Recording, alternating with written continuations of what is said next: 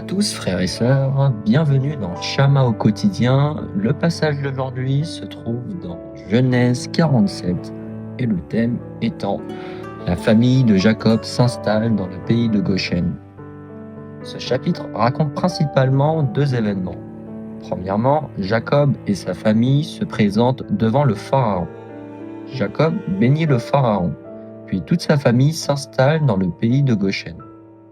Deuxièmement, Joseph met en place une stratégie économique pour aider la population à traverser la famine. Progressivement, toutes les terres d'Égypte, à l'exception de celles des prêtres, deviennent la propriété du pharaon. Ces deux événements nous révèlent quelque chose de très humain.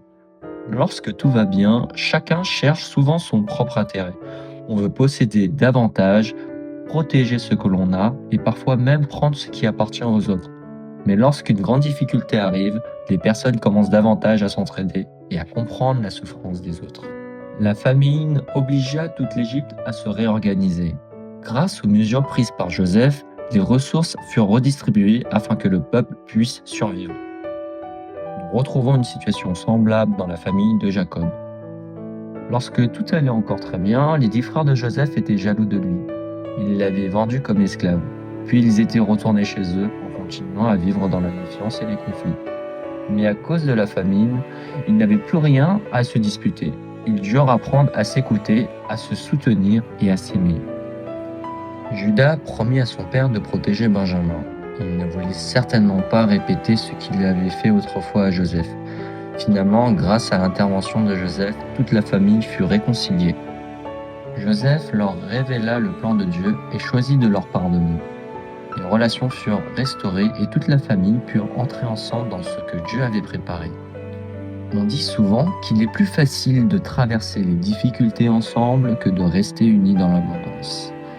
Lorsque tout va bien, l'être humain a parfois du mal à rester uni.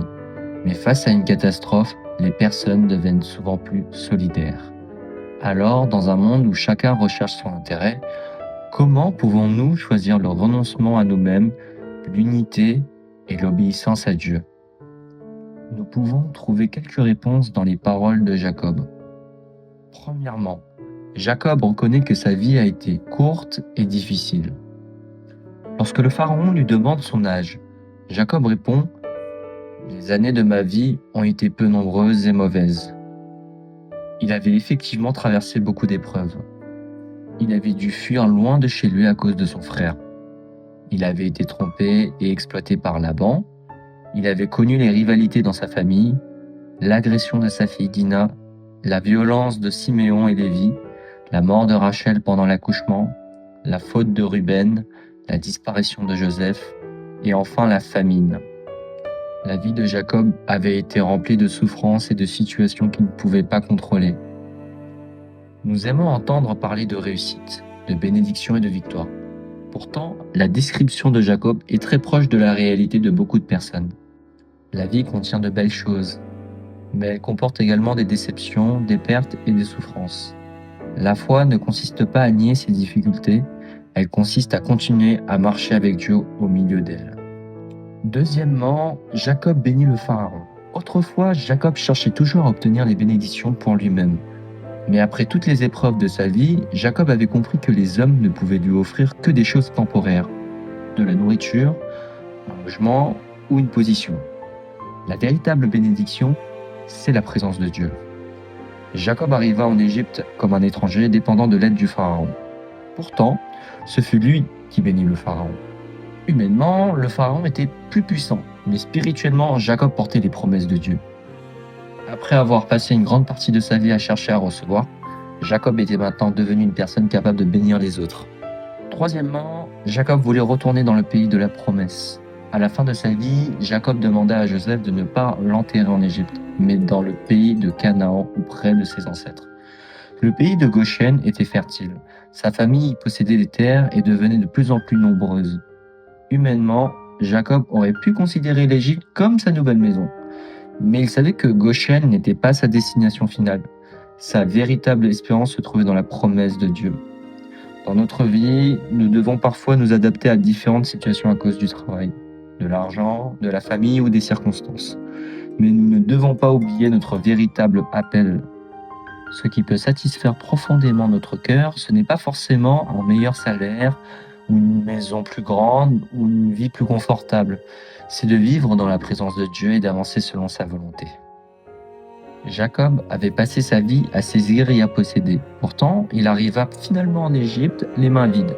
Il comprit qu'il n'était pas forcément le propriétaire de toute chose, mais simplement un voyageur et un étranger sur cette terre. Parce qu'il savait que sa vie était courte et difficile, il apprit à vivre dans la crainte de Dieu.